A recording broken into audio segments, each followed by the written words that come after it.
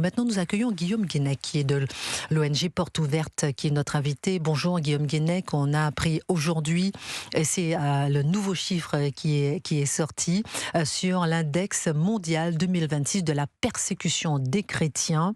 C'est important pour nous de vous recevoir et c'est important pour nous d'en parler, parce que on parle d'autres persécutions, mais il y a une volonté claire, délibérée, d'invisibiliser la persécution des chrétiens. D'abord, les chiffres. Bonjour Guillaume Guénec. Bonjour et bonjour aux auditeurs aussi. Merci beaucoup de me recevoir. Un plaisir. Pour parler de ce sujet. Effectivement, donc, on sort aujourd'hui l'index mondial de persécution des chrétiens 2026.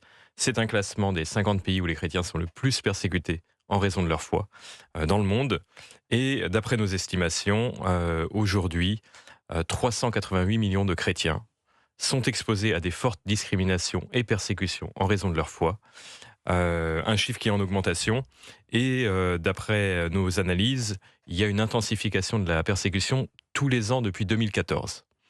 Et aujourd'hui, ça représente un chrétien sur 7 dans le monde qui est confronté à des situations de persécution, de discrimination. Et c'est quelque chose qui doit nous interpeller. Alors, des chiffres en augmentation, vous dites, en 2025, c'était quoi comme chiffre? Si on est à 388. On était à 380, là on est à 388 millions. On est à 388. Pourquoi vous dites que l'intensification a aussi augmenté, c'est-à-dire l'intensification de la persécution? Qu'est-ce que vous entendez par là? Pour chaque pays, des 50 pays de l'index, on a un score de persécution qu'on mesure sur un ensemble de paramètres. La violence, nombre de chrétiens tués, passés à tabac, violés, les églises détruites, et tout ce qui est de la discrimination dans la vie quotidienne. La vie privée, est-ce qu'on a le droit d'avoir une Bible? La vie familiale, est-ce que si quelqu'un se convertit dans une famille non chrétienne, il va perdre les droits d'héritage? On regarde la vie civile, est-ce que les lois défendent la liberté religieuse? La vie sociale, est-ce qu'il y a des discriminations à l'emploi, à l'éducation, dans l'accès aux soins? Et la vie ecclésiale, est-ce que les églises peuvent fonctionner librement? Sur tout cet ensemble de domaines d'analyse, on a 84 critères au total qui nous permettent de mesurer la persécution et de donner un score sur 100 points. Et justement, quand on regarde dans les 50, le score sur 100, cumulé des 50, augmente d'année en année. Donc c'est ce qui nous permet de dire, on a des chiffres, on a des faits, la persécution augmente. L'intensification de la persécution augmente, vous m'avez dit, depuis 2014 ? Depuis 2014. Pourquoi 2014 2014, c'est ce qu'on peut dire. Ça correspond à un virage, quelque chose? Alors, c'est aussi un virage interne. C'est 2014, on est la dernière mise à jour méthodologique, mais on a quand même observé de fait, si on essaye de comparer les époques, même avec des méthodologies différentes, dans les années 2000, il y a eu une baisse de la persécution, qui a vraiment repris dans les années 2010, et là, qui continue d'augmenter depuis.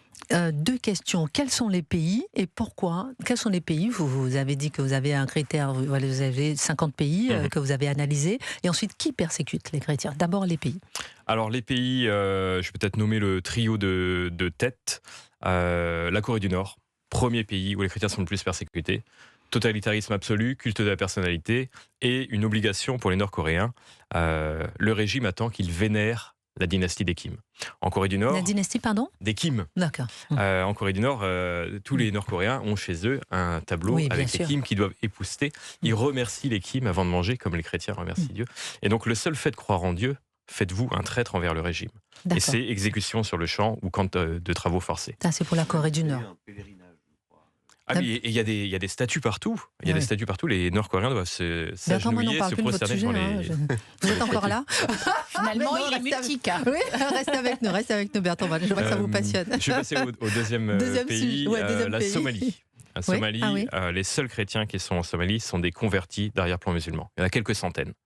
Ils vivent leur foi dans le plus grand secret parce qu'ils sont traqués par un groupe terroriste qui s'appelle Al-Shabaab et qui ont plusieurs fois revendiqué leur volonté d'éradiquer le christianisme de la Somalie. Dernier pays. Et le troisième, le Yémen, où là les chrétiens sont aussi recherchés par des extrémistes islamiques, par les Houthis aussi. Nous sommes en train de parler de la persécution chez les chrétiens. Nous avons en exclusivité pour sa toute première interview et pour ces chiffres qui viennent d'être rendus publics, Guillaume Guénec de l'ONG Porte Ouverte, qui est notre invité sur l'index mondial de la persécution des chrétiens. Alors vous nous parliez de 388 millions de chrétiens persécutés dans le monde. Vous disiez que ce sont des chiffres en augmentation par rapport à l'année précédente. précédente, puisqu'on était à 380 millions. Vous parlez de l'intensification de la persécution des chrétiens. Vous parliez de 50 pays que vous avez analysés, et les 3 pays principaux, la Corée du Nord, la Somalie, le Yémen. Avant de vous donner la parole sur qui persécute les chrétiens, et c'est vraiment la question qui tue, si vous permettez l'expression dans tous les sens du terme, j'ai envie d'entendre qui nous a appelé d'abord, c'est Daniel ou bien Jean-Claude? Daniel qui nous appelle de l'Aisne. Bonjour Daniel, vous dites que vous êtes chrétien et vous êtes surpris par le fait qu'on n'en parle pas suffisamment dans les médias. Oui, bonjour Christine et bonjour à tous les auditeurs et bonjour Guillaume Guénec.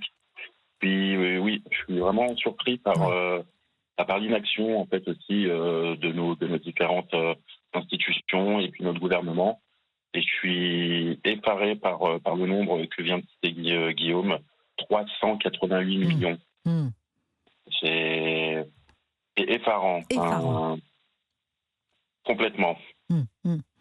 Et selon vous, quelle est la cause de la persécution des chrétiens, selon vous, mon cher Daniel, puisque vous dites que vous êtes chrétien et vous trouvez effectivement qu'on n'en parle pas assez, vous dites qu'on doit se battre au quotidien, que les chrétiens sont un peu les oubliés. Selon vous, qu'est-ce qui vous... je sais que vous vous sentez impuissant aussi, vous le dites que vous vous sentez impuissant par rapport à ça, mais quelles sont les raisons selon vous? Pour moi, c'est un manque d'éducation, selon moi, et puis c'est un manque également de faire parler la cause, quoi, en fait. Manque d'éducation, manque de tolérance. Pourquoi se focaliser sur les chrétiens? Je serais tenté de dire que toutes les haines, si vous voulez, elles sont condamnables, Christine. Et s'attaquer à une mosquée ou à une synagogue, c'est tout aussi inacceptable. Mais les chiffres, en fait, ils sont têtus, Christine. Que ce soit au niveau mondial, les chrétiens, statistiquement, sont les plus, si vous voulez, c'est les plus persécutés en raison de leur nombre et surtout de leur présence dans les zones de conflit. Donc, Guillaume avait parlé du Yémen. Donc tous ces pays c'est quand même des pays qui sont en guerre ou en crise. Oui, et puis on a l'impression, Daniel, que c'est loin de nous. Vous nous appelez de l'Aisne. On a l'impression effectivement que ces pays sont loin, mais on va voir avec Guillaume Guénec effectivement le rapport peut-être avec la France, peut-être comment est-ce que ça peut se matérialiser peut-être en France. Merci beaucoup, mon cher Daniel, d'avoir témoigné que vous êtes chrétien et que vous dénoncez le fait qu'on n'en parle pas suffisamment dans les médias, que vous sentez impuissant, que vous auriez aimé faire plus pour soutenir les chrétiens, mais vous ne savez quoi faire. Daniel, 45 ans, qui nous a appelé de l'Aisne. Dans un instant, on prend Jean-Claude qui nous appelle de Bourges. Qui persécute les chrétiens? Guillaume Guénec de l'ONG Porte Ouverte. Qui? Alors, question plus complexe qu'elle n'y paraît, parce qu'il y a plusieurs situations. Bien sûr. Il y a la situation des groupes terroristes. Groupes extrémistes, la plupart liés aux 2 grandes familles du djihadisme mondial, Al-Qaïda, l'État islamique. Est-ce que c'est la première cause de la persécution? Le premier moteur, c'est l'extrémisme islamique, avec évidemment l'autoritarisme. Et là, on entre dans le deuxième qui, les États. Il y a des États qui vont persécuter les chrétiens, la Chine, l'Iran, le Nicaragua, donc des situations où la persécution vient des autorités. Et il y a la persécution sociale, des fois où c'est des foules qui se rassemblent, qui vont attaquer les chrétiens, par exemple après des accusations de blasphème au Pakistan, après des accusations de conversion forcée en Inde, et on voit des foules d'individus en colère attaquer des quartiers chrétiens, saccager tout. Et puis il y a évidemment quelque chose dont on parle beaucoup moins, mais qui existe aussi, la persécution dans la famille.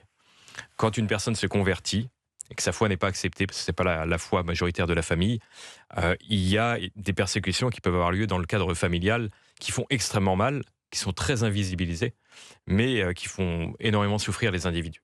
Donc, plusieurs instigateurs de la violence, ça dépend vraiment des pays. Il y a même le cas où les chrétiens sont aussi attaqués par des cartels en Amérique du Sud, Colombie, Mexique, notamment des chrétiens qui vont par exemple partager leur foi à des membres du gang, qui vont se convertir, quitter le gang, et les gangs, les cartels vont rechercher les chrétiens qui ont en quelque sorte menacé les intérêts. Donc des situations vraiment très variées. Des situations variées, des chiffres en augmentation, l'intensification de la persécution qui augmente. Après, je vais vous demander dans un instant comment on peut... Qu'est-ce que la persécution? Qu'est-ce que la persécution concrètement? Psychologique, physique, etc. D'abord, Jean-Claude, vous nous appelez de Bourges et vous dites qu'il y a des millions de catholiques qui sont tués et qui sont mis à l'écart et on n'entend pas parler. Vous aussi, vous dénoncez ce silence, cette chape de plomb sur la persécution des chrétiens, Jean-Claude. Tout à fait. Même parmi nos dirigeants, on n'en entend pas parler. Mais disons, si je prends, mettons, sur l'Afrique, on avait l'Orient, on avait en Irak un gouvernement où il y avait plusieurs ethnies, ça marchait pas mal. Quand les Américains l'ont chassé, je me souviens plus de son nom, puisqu'il a été remplacé par le gouvernement actuel. À l'époque, il y avait 5 millions de chrétiens en Irak. Il y en a peut-être 50 000 maintenant, c'est tout. En Syrie, depuis qu'on a changé de gouvernement, les catholiques, ils viennent en France, ils viennent ailleurs, mais ils ne restent plus en Syrie. C'est ça aussi un problème. Oui. Bon, je ne parle pas dans l'Afrique du Sud, là on brûle les églises avec les chrétiens dedans, etc. Oui, le etc. Nigeria notamment, en absolument. France, oui. Votre regard sur la France, oui, dites-nous, Jean-Claude. Quand c'est que le père Hamel est assassiné, tout à fait. On n'en a pas, disons, on a pris ça un petit peu en disant que c'était deux pauvres gamins qui, oui, s'étaient laissés entraîner. Par la suite, on savait que c'était des jeunes qui étaient déjà suivis. Qu'est-ce qu'on a eu à Nice, Il y a eu aussi ce migrant qui était en France, qui était venu pour, disons, préserver sa religion catholique. Et vous pensez que même la persécution en France, on n'en parle pas suffisamment? Ah ben non. Voilà, c'est ça. Ah ben non. Et puis, dans les églises, toutes les églises qui sont vandalisées, qu'on pille les ciboires, qu'on paye... Absolument. Vous en entendez parler? Plus 30% d'incendies des églises, c'était un chiffre qu'on avait sorti, effectivement. Tout à fait d'accord, Jean-Claude, effectivement. Merci beaucoup pour votre regard. Merci de nous avoir appelé de Bourges, Jean-Claude. Vous dites qu'effectivement, il y a ces millions de chrétiens catholiques persécutés dans le monde, mais aussi en France. Alors, qu'est-ce qu'on appelle persécution, Guillaume Guénec de Porte Ouverte? La persécution, effectivement, il y a deux choses à prendre en compte. La violence, donc tous les faits... je pense que c'est le mode de persécution qu'instinctivement on comprend tout de suite. Quelqu'un qui va être tué en raison de sa foi, qui va être passé à tabac, qui va être menacé, qui peut être torturé. Mais effectivement, tout ce qui est de l'ordre de la discrimination dans la vie quotidienne, c'est quelque chose qui a tout autant d'effets finalement et qui est beaucoup plus insidieux parce que ça va étouffer les chrétiens. Ils vont plus pouvoir... vivre d'une manière cohérente avec leurs propres convictions. Plus de liberté. Ils vont devoir vivre une double vie. Et je sais que vous avez un regard mondial, c'est surtout un regard mondial que vous avez, Guillaume Guénec, mais je ne peux pas m'empêcher de vous poser la question sur le regard que vous avez sur la France. Alors, cet index, pour le réaliser, on prend en compte plus d'une centaine de pays. Donc on regarde évidemment ce qui se passe aussi dans nos pays. On n'est pas, d'après notre méthodologie, en France, un pays à persécution forte, parce qu'en France... on a le droit d'avoir une Bible, on a le droit d'aller à l'église, on peut partager sa foi relativement librement. C'est pour ça que donc on a quand même des libertés qui sont très importantes. Après, même dans un pays qui aurait les meilleures lois du monde, on ne peut pas garantir qu'il n'y ait pas de persécution au sein de la famille ou qu'il ne va pas y avoir un terroriste qui va s'en prendre aux chrétiens. Donc il faut faire la part des choses. À la fois, d'un point de vue global, on n'est pas à une persécution forte. Après, effectivement, il a rappelé le cas du père Hamel, qui est un cas dramatique. Et puis celui à Nice, la basilique de Nice. Et puis à Lyon, celui qui avait fui l'Irak, à Champs-Charnières. Et c'est pour ça que la persécution des chrétiens, c'est un sujet qui nous concerne tous, en fait.